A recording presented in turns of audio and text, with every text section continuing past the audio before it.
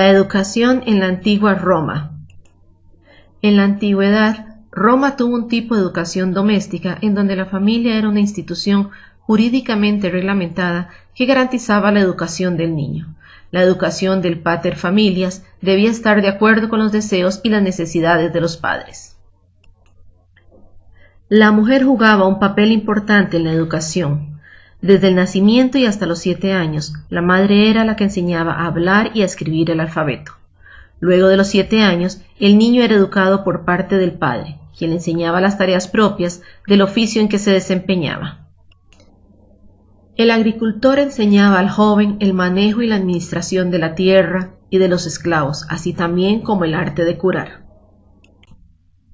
Al no haber escuelas, el padre educa al joven en la vida cotidiana, involucrándolo en las faenas de la labranza o llevándolo al foro en donde se familiariza con la vida política. Al padre también le corresponde enseñarle el arte de la lectura y escritura. El propósito de esta educación es el formar buenos ciudadanos, por lo que se les inculcaba la lectura de memorización de la Ley de las 12 Tablas o Ley de Igualdad Romana. Este fue un texto legal que contenía normas para regular la convivencia del pueblo romano. Esta educación por la vida y para la vida terminaba de un modo simbólico cuando el joven cambiaba su vestimenta adornada con una franja de color por una túnica viril completamente blanca. La educación clásica escolar.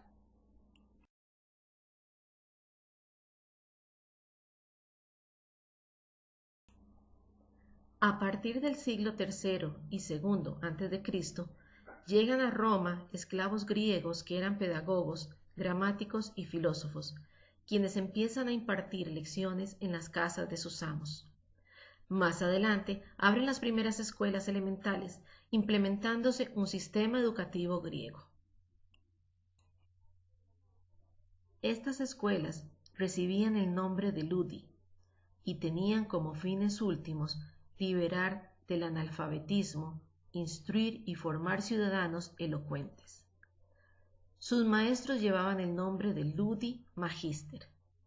También a las escuelas se les llamaba escuelas del literator, que significaba del que enseña las primeras letras.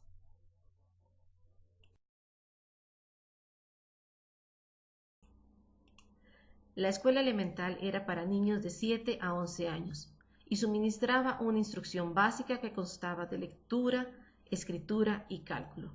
La lectura se enseñaba con el procedimiento del deletreo. La escritura se enseñaba haciendo copiar al niño con un estilo en una tabla de cera los modelos que el maestro dibujaba en la parte superior. El cálculo tuvo gran importancia por su aplicación en los negocios y para practicarla se utilizaban los dedos y los ábacos romanos. El maestro recibía pago como todo artesano. Por esta razón era despreciado, pues el cobro era considerado prueba de servidumbre. La escuela media. Los niños de edades entre los 11 y 16 años que pertenecieran a familias nobles o adineradas eran las que podían asistir a la escuela media. A esta escuela también se le conoce con el nombre de gramática y al maestro se le llamaba grammaticus. Se enseñaba la lectura de los autores clásicos, el buen hablar y escribir, además de la crítica y el juicio para analizar textos. A partir del comentario del texto, se enseñaba a los jóvenes geografía, mitología, métrica y física, entre otros. No todos los estudiantes continuaban los estudios impartidos en las escuelas medias. A partir de los 16 años, los jóvenes se iniciaban en alguna profesión. Unos aprendían la agricultura con un agricultor experimentado, otros se incorporaban a la armada, y los hijos de los nobles eran los que continuaban en el arte de la oratoria en la escuela superior.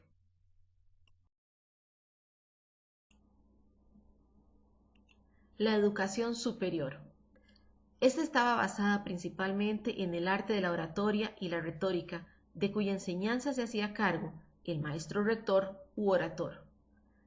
Los maestros podían venir de diferentes condiciones, podían ser esclavos libertos o exfuncionarios. El imperio preparaba a sus oradores para el ejercicio de la abogacía y la jurisprudencia. Los edificios donde se impartían las lecciones tenían forma de exedras.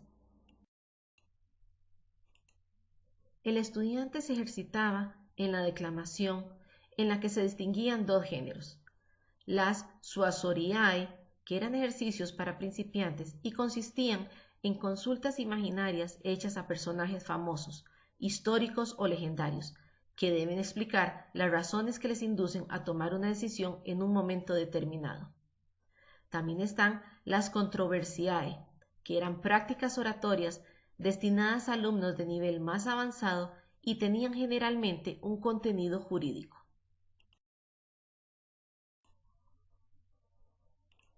Este método de educación era exclusivo de los romanos, a diferencia de la griega, que era orientada hacia la filosofía. Pese a la influencia griega, los romanos consideraban ante todo la posesión y el dominio de las tierras como parte de su idiosincrasia, por lo que la educación se enfocaba en la formación de líderes cultos hacia un pensamiento de ser amo y nunca esclavo. La educación en la Edad Media. Surge con la caída del Imperio Romano en el año 476, abriendo un nuevo momento en la historia de la humanidad. La Edad Media, periodo que abarcará desde el siglo V hasta el siglo XVIII. Su inicio fue marcado por las invasiones bárbaras en Occidente y el cambio en la economía de la producción esclavista al sistema feudal. La Edad Media es el periodo de la historia donde se suscitarán cambios culturales, sociales y económicos significativos especialmente en España y en Europa. La Edad Media se divide en tres etapas: temprana, alta y baja. En la temprana Edad Media, la Iglesia es poderosa económica y socialmente y creadora del orden social. Durante este período surgen las escuelas religiosas en las ciudades y las monásticas o cenobitas en el campo. La educación era impartida por los miembros de la Iglesia y los temas de estudios eran la Biblia, ley eclesiástica, moral y lectura. El método de estudio era memorístico y de repetición oral. En esta etapa, como base para la educación, se utilizaron el quadrivium para aritmética, geometría, astronomía y música, y el trivium para gramática, dialéctica y retórica. La Alta Edad Media. Durante esta época aparece la educación universitaria, que surge de las corporaciones de maestros y discípulos en ciertas actividades que contaban con el apoyo de políticos y eclesiastas. Se crean durante esta época las primeras universidades, Salermo como núcleo médico y la de Bolonia para estudiar derecho. El interés principal de estas era conservar los conocimientos ya adquiridos para transmitirlos. El método de enseñanza incluía lecciones, exposición de libros básicos, repeticiones y debates. La educación gremial nace en los municipios y se da por la asociación de grupos de una misma profesión con el fin de proteger los intereses del grupo, asegurarse la provisión de materias primas y buscar mercados para sus productos. La educación era de carácter técnico, industrial y comercial. La educación gremial se dividió en las siguientes fases. Aprendiz. La educación se impartía en el taller donde se aprendía sobre el oficio. Compañero. El aprendiz debía pasar un examen y contar con la aprobación del gremio. Maestro. Donde el compañero debía aprobar otro examen y ejecutar una obra maestra. En la educación gremial no hubo pedagogía ni edad para iniciar la formación.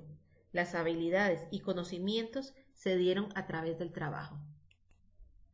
La educación caballeresca se da por la aspiración de los nobles por una vida más refinada en las cortes. El proceso de formación se divide en tres momentos. A los 7 años, los niños o pajes bajo la tutela de un adulto aprendían cortesía, música, juegos de salón, leyes, escritura de versos, así como carrera, salto, entre otros. A los 15 años, el adolescente era llamado escudero. Ya participaba en la guerra, caza y torneos.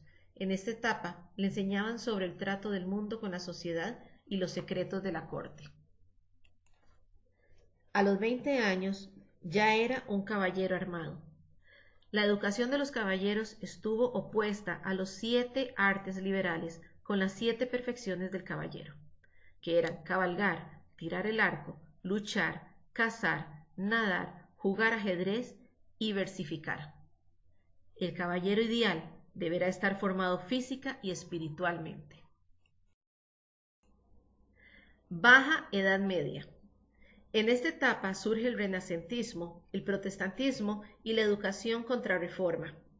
Aquí aparecen las órdenes de los jesuitas, escolapios y ursulinos, y oblatos, quienes desempeñaron un rol muy importante en la educación.